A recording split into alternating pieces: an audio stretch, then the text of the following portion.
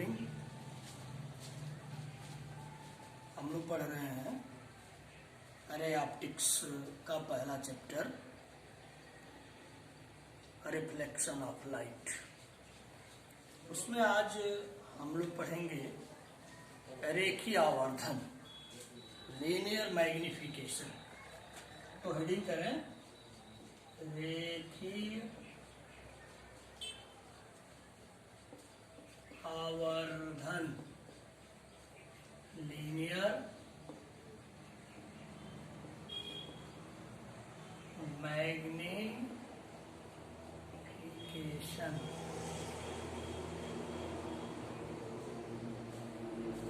रेखीय आवर्धन, linear magnification.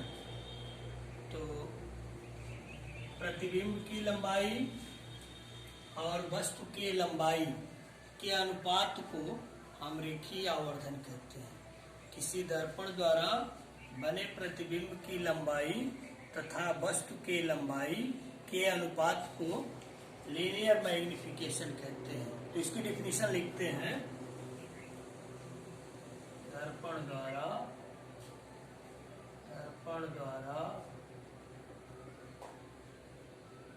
बने प्रतिबिंब की लंबाई तथा वस्तु की लंबाई के अनुपात को रेखीय आवर्धन कहते हैं। इसे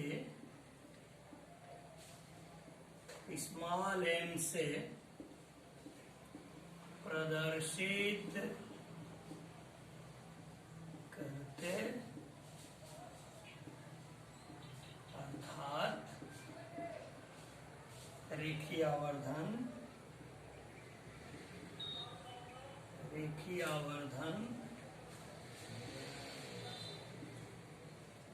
m =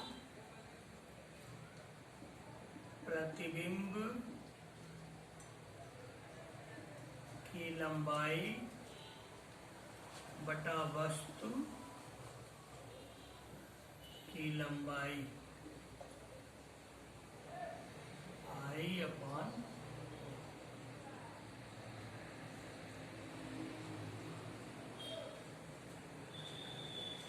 लीनियर मैग्निफिकेशन, रेखीय आवर्धन। दर्पण द्वारा बने प्रतिबिंब की लंबाई तथा वस्तु के लंबाई के अनुपात को रेखीय आवर्धन कहते हैं। इसे स्मॉल m से प्रदर्शित करते हैं। स्मॉल m = प्रतिबिंब की लंबाई अपान वस्तु की लंबाई I/O। ये रेखीय आवर्धन है। अब आपको हम कल वीडियो में बताए थे, ये जैसे मान लो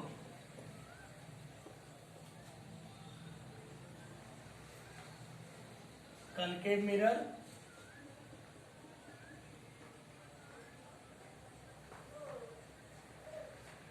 ये पोल, फोकस, वक्रता केंद्र, इसके आगे ये मान लो ऑब्जेक्ट है AB। यहां से आप किरण लेंगे, प्रिंसिपल एक्सिस के पैरेलल है, कंडीशन आप जानते हैं, फोकस से गुजर जाती है। ये फोकस से ऐसे गुजर गई। दूसरी एक किरण मान लीजिए हम प्रकाशीय केंद्र से लेते हैं, उसी मार्ग में वापस लौट जाती है। ये ना कंडीशन है। एक और किरण आप ले लीजिए पोल पर, पोल पर आपतित हो रही है तो यह विलंब हो गया, यह आपतित किरण, यह विलंब, ये आई, उतने ही कोण पर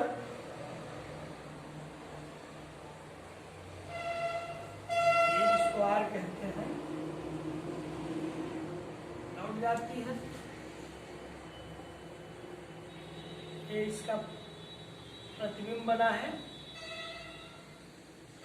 ए डैश बी डैश। देखो फिर से, ये concave mirror, pole, focus, centre of curvature, इसके इधर ये ऑब्जेक्ट ए बी है, यहां से एक हम ये किरण लिए हैं, कनकेव मिरर पर पड़ रही है, फोकस से होकर के गुजर गई। दूसरी किरण हम प्रकाशीय केंद्र से लिए हैं, दर्पण से टकराने के बाद उसी मार्ग में वापस लौट गई। तीसरी एक किरण हम लिए हैं जो पोल पर आपतित हो रही है, तो सेंटर और पोल को ये मिलाने वाली ये जो रेखा हो जाएगी विलंब का काम करेगी, ये आपतित किरण होगी तो यह आपतन कोण होगा आई। और लॉज ऑफ रिफ्लेक्शन से आपतन कोण और परावर्तन कोण बराबर होते हैं, तो उतने ही कोण पर यहाँ ये परावर्तित हो जाएगी। ए डैश बी डैश ये प्रतिबिंब बना है। आप देख रहे हैं त्रिभुज ए डैश बी डैश पी तथा त्रिभुज ए पी बी में देखो ये दोनों कोण है, ए डैश बी डैश पी, ये कोण, और ए पी बी ये कोण, ये दोनों कोण बराबर हैं। कोण आई इज इक्वल टू कोण आर, कोण आई इज इक्वल टू कोण आर, ये 90 डिग्री है, ये 90 डिग्री है, तो तीसरा कोण ये और ये अपने आप बराबर हो जाएगा। तो एक त्रिभुज के तीन कोण किसी दूसरे त्रिभुज के तीनों कोणों से बराबर होते हैं, तो दोनों त्रिभुज समबाहु त्रिभुज होते हैं। सो त्रिभुज ए डैश बी डैश पी तथा त्रिभुज ए पी बी समबाहु त्रिभुज है, समबाहु त्रिभुज है। अब समबाहु त्रिभुज है तो इसकी शर्त क्या होती है कि जो भुजाएं होती हैं, जो साइड होती हैं, उनका रेशियो, जैसे A dash B dash upon A B is equal to P A dash upon P A. ध्यान से देखो, ये लिए हैं ए डैश बी डैश, ये साइड लेंगे अपॉन ए बी, ये दूरी लिए है पोल से और ए डैश के बीच पी ए डैश, तो इसमें लेंगे पोल से और ऑब्जेक्ट के बीच distance P A. A dash B dash ये इमेज है, इमेज की लेंथ है, उसको मान लो आई लिखते हैं, अपॉन ए बी ऑब्जेक्ट की लेंथ है ओ, साइन लिख दो, ये नीचे है माइनस हो जाएगा, ये प्लस हो जाएगा, is equal to P A dash pole से और इमेज के बीच डिस्टेंस, उसको प्रतिबिंब की दूरी कहते हैं साइन माइनस पी ए पोल से और ऑब्जेक्ट के बीच की डिस्टेंस यू, इसका साइन माइनस, क्यों, ये आप पढ़े हो, इधर प्लस होता है, इधर माइनस होता है, इधर प्लस होता है, इधर माइनस होता है। ये सारी डिस्टेंस पोल से बाई ओर है, भी और यू भी, इसलिए माइनस हो गया है। आई नीचे है इसलिए माइनस हुआ है। ऑब्जेक्ट की लेंथ ऊपर है इसलिए प्लस लिखे हैं। इसको हम लिख सकते हैं I upon O is equal to minus भी अपान यू। इसको मान लीजिए इक्वेशन 2 कर लो और ये है इक्वेशन 1 डिफिनीशन से। अब दोनों की तुलना कर दो तो क्या मिला, M is equal to I upon O is equal to minus भी अपान यू। ये फार्मूला मिला, इसको याद रखेंगे हम। लीनियर मैग्निफिकेशन दर्पण द्वारा बने प्रतिबिंब की लंबाई तथा वस्तु के लंबाई के अनुपात को हम रेखीय आवर्धन कहते हैं। उसे स्मॉल एम से प्रदर्शित करते हैं। Small M is equal to प्रतिबिंब की लंबाई अपान वस्तु की लंबाई आई अपान ओ, इक्वेशन 1। दूसरी स्थिति में हम ये कनकेव मिरर बनाए हैं और वक्रता केंद्र से आगे इधर यह ऑब्जेक्ट रखी गई है, ये भी जिसका प्रतिबिंब ए डैश बी डैश बना है। अब त्रिभुज ए डैश बी डैश पी तथा त्रिभुज ए पी पी समरूप त्रिभुज है। क्यों समरूप है? क्योंकि कोण आई इज इक्वल टू कोण आर, परावर्तन के नियम से।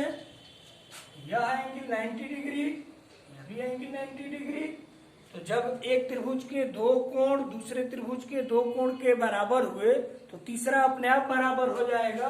तो यह कोण और यह कोण बराबर हो जाएगा। तो जब किसी त्रिभुज के तीनों कोण दूसरे त्रिभुज के तीनों कोण से बराबर हो जाते हैं तो समरूप त्रिभुज होता है। समरूप त्रिभुज होने का मतलब कि अब इस साइड का ए डैश बी डैश का रेशियो तो ये लेंगे upon A B is equal to P A dash upon P A, यही यहाँ लिखे हैं। A dash B dash upon A B is equal to P A dash upon P A. मान रखते हैं ये आई, ये ओ, ये भी, ये यू, साइन इसका रख दिए हैं। I upon O is equal to minus भी अपान यू। इक्वेशन 1 और 2 के सहयोग से M is equal to I upon O is equal to minus भी अपान यू, ये रेखीय आवर्धन का फार्मूला रहा।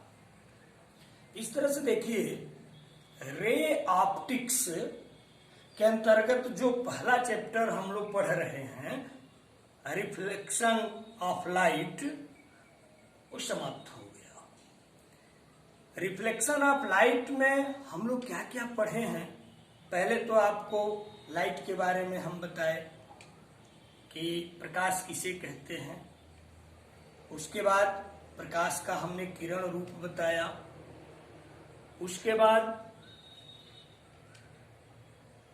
प्रकाश का परावर्तन, इसकी डिफिनीशन बताए। परावर्तन के नियम, लॉज ऑफ रिफ्लेक्शन, इसके बारे में हम आपको बताए। फिर मिरर के बारे में हम लोग चर्चा किए। टाइप ऑफ मिरर हम लोग पढ़े, plane mirror, spherical mirror. Spherical mirror दो टाइप का, कनकेव मिरर और कन्वेक्स मिरर। प्लेन मिरर के द्वारा इमेज कैसे बनता है, उसकी प्रॉपर्टीज क्या होती हैं, उसके बारे में हम लोग पढ़े। कनकेव मिरर और कन्वेक्स मिरर की डिफिनीशन हम लोग पढ़े। अब कनकेव मिरर से या कन्वेक्स मिरर से प्रतिबिंब बनने के कंडीशन क्या होते हैं? 3 कंडीशन होते हैं, उसको हम लोगों ने पढ़ा। फिर कनकेव मिरर से प्रतिबिंब बनना, कैसे प्रतिबिंब बनता है, 6 कंडीशन हम लोग उसमें पढ़े। कन्वेक्स मिरर में सिर्फ और सिर्फ 2 कंडीशन हम लोग पढ़े। उसके बाद कनकेव मिरर या कन्वेक्स मिरर दोनों के लिए एफ और आर में रिलेशन हम लोग पढ़े, F is equal to R by 2, उसको प्रूफ किए। फिर कनकेव मिरर तथा कन्वेक्स मिरर के लिए यू भी एफ में रिलेशन हम लोग पढ़े, जिसको मिरर फार्मूला भी कहते हैं। 1/f is equal to 1/v plus 1/u।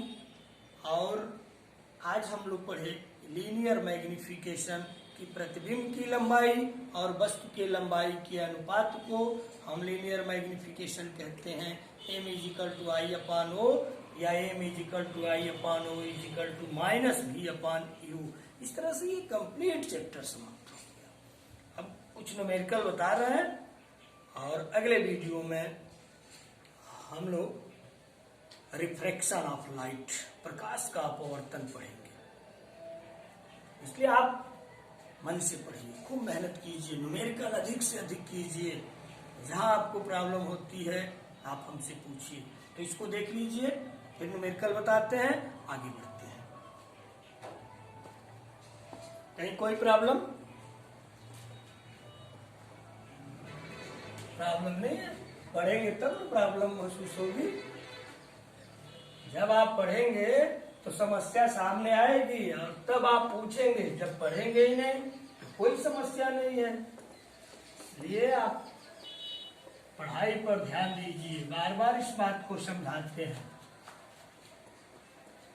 एक न्यूमेरिकल लिखते हैं। एक न्यूमेरिकल आपके बुक का ही न्यूमेरिकल है।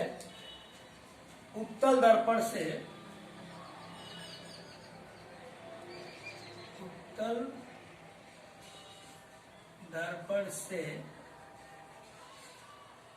40 सेंटीमीटर दूर रखी वस्तु का प्रतिबिंब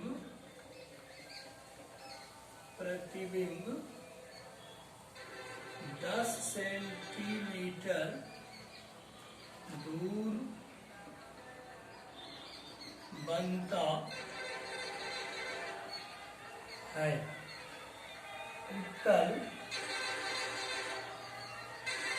दर्पण की फोकस दूरी ज्ञात कीजिए।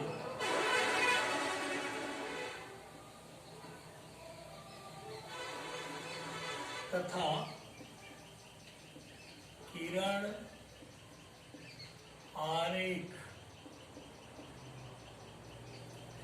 आरेख भी बनाइए।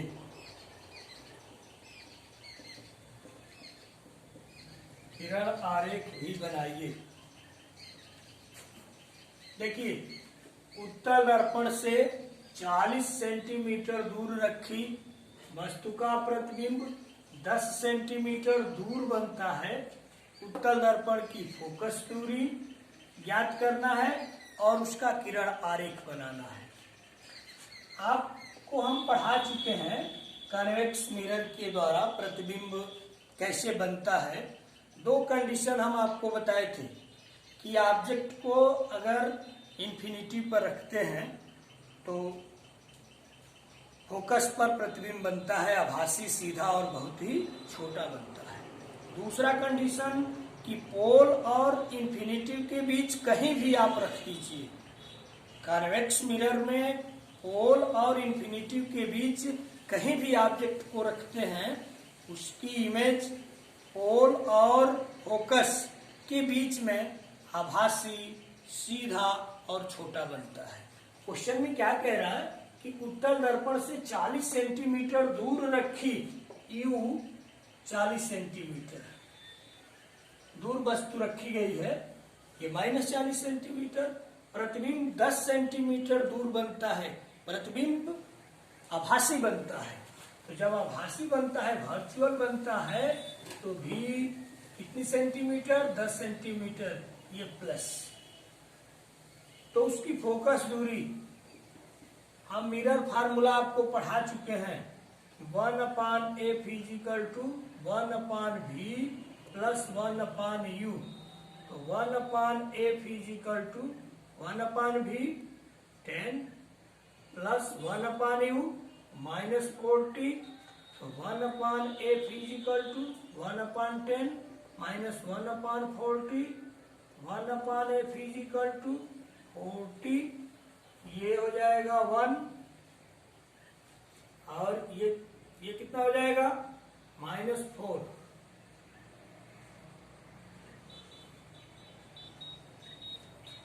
नहीं, देखिए गलती कर रहे हैं।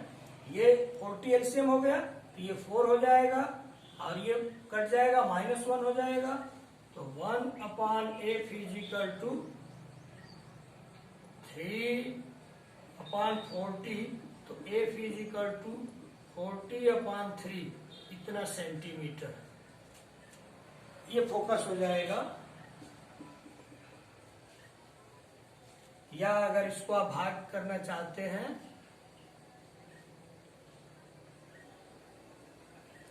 इतना सेंटीमीटर फोकस निकल जाएगा। एफ निकल गया। अब क्या कह रहा है, किरण आरेख बनाना है। सेकंड पार्ट में किरण आरेख की बात कह रहा है। आप देखिए, ये कन्वेक्स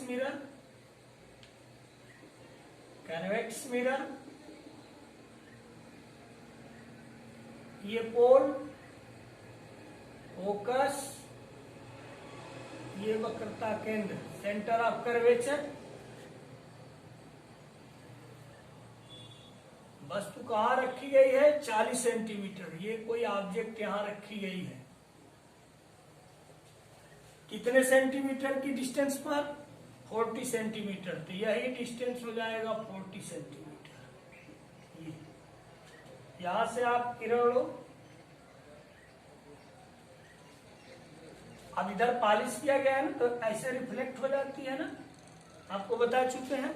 अगर पॉलिश नहीं किया गया होता तो ये फोकस पर आकर मिलती, तो डाट डाट करके हम मिलाते हैं। दूसरी एक ले लो, वक्रता केंद्र के सामने, पॉलिश होने के वजह से लौट जाती है। अगर पॉलिश नहीं होता तो यहाँ करके वक्रता केंद्र, यहाँ ये प्रतीक बना है।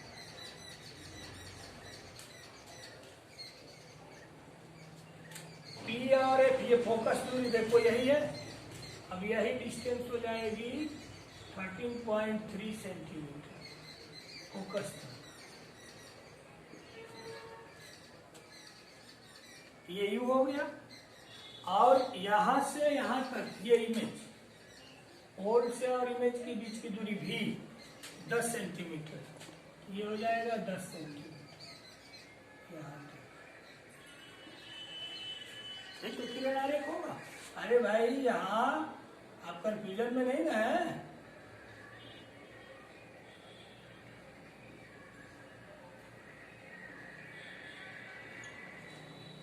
ठीक है, फिर से इस क्वेश्चन को आप देख लीजिए। कह रहा है कि उत्तल दर्पण से 40 सेंटीमीटर दूर रखी वस्तु का प्रतिबिंब 10 सेंटीमीटर दूर बनता है। उत्तल दर्पण की फोकस दूरी ज्ञात कीजिए तथा किरण आरेख भी बनाइए। यू दिया है। यू का साइन हमेशा निगेटिव लेते हैं। जब वर्चुअल इमेज बनती है, और आप जानते हो कि कन्वेक्स मिरर में हमेशा वर्चुअल बनती है, कनकेव मिरर में वर्चुअल और रियल वो दोनों बनती है। सारे कंडीशन आपको बताए हैं, लेकिन कन्वेक्स मिरर में बहुत सोचना नहीं है, वर्चुअल बनती है। तो भी पॉजिटिव हो गया। एफ पहले निकालेंगे हम मिरर के फार्मूला से। एफ निकल गया, किरण आरेख बना दिए। किरण आरेख में कहीं किसी को कोई प्रॉब्लम तो इसको देख लीजिए। फिर कुछ क्वेश्चन आपको नोट कर देते हैं, आप हल कर लीजिएगा। देख लीजिए, अगला क्वेश्चन आप देखें।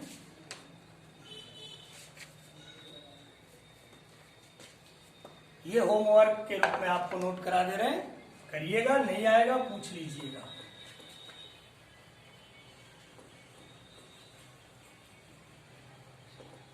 धीरे धीरे ही हम लोग बहुत पढ़ लिए। इलेक्ट्रोस्टैटिक्स में भी कई चैप्टर पढ़ लिए हैं। ऑप्टिक्स में भी पहला चैप्टर हम लोग पढ़ लिए।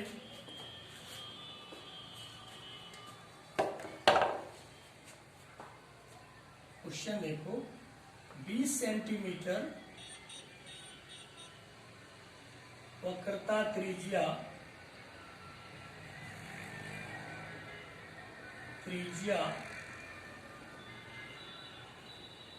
वाले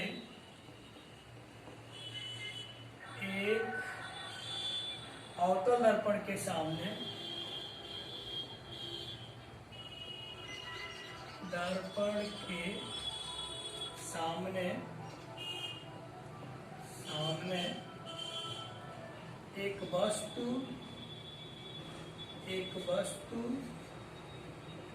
15 सेंटीमीटर की दूरी पर रखी गई है।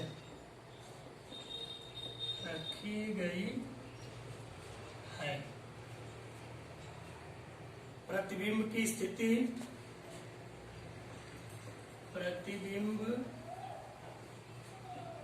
स्थिति, यानी उसका पोजीशन, प्रकृति यानी उसका नेचर, तथा आवर्धन मैग्निफिकेशन ज्ञात करना है। ज्ञात कीजिए। पहला क्वेश्चन, 20 सेंटीमीटर वक्रता त्रिज्या वाले एक अवतल दर्पण के सामने एक वस्तु 15 सेंटीमीटर की दूरी पर रखी गई है। प्रतिबिंब की स्थिति, प्रकृति तथा आवर्धन ज्ञात कीजिए। दूसरा क्वेश्चन, एक उत्तल दर्पण के सामने 30 सेंटीमीटर की दूरी पर 8 सेंटीमीटर ऊंची वस्तु रखी गई है।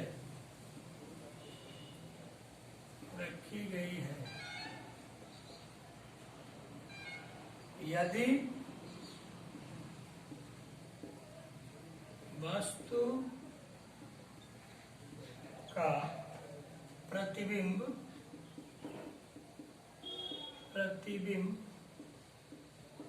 दर्पण के पीछे 2 सेंटीमीटर ऊंचा बनता है,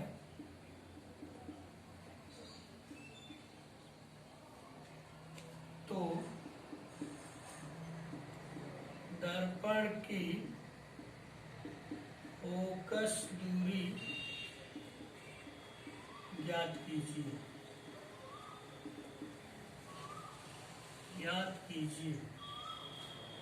दूसरा क्वेश्चन, एक उत्तल दर्पण के सामने 30 सेंटीमीटर की दूरी पर 8 सेंटीमीटर ऊंची वस्तु रखी गई है। यदि वस्तु का प्रतिबिंब दर्पण के पीछे 2 सेंटीमीटर ऊंचा बनता है, तो दर्पण की फोकस दूरी ज्ञात कीजिए। अगला क्वेश्चन आप एक नोट कर लीजिए। तीसरा क्वेश्चन, एक वस्तु की अवतल दर्पण से दूरी 30 सेंटीमीटर है। दर्पण द्वारा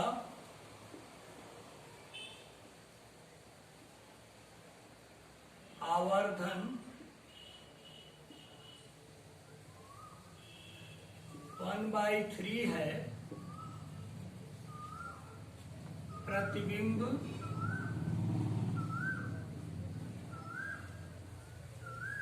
की स्थिति ज्ञात कीजिए।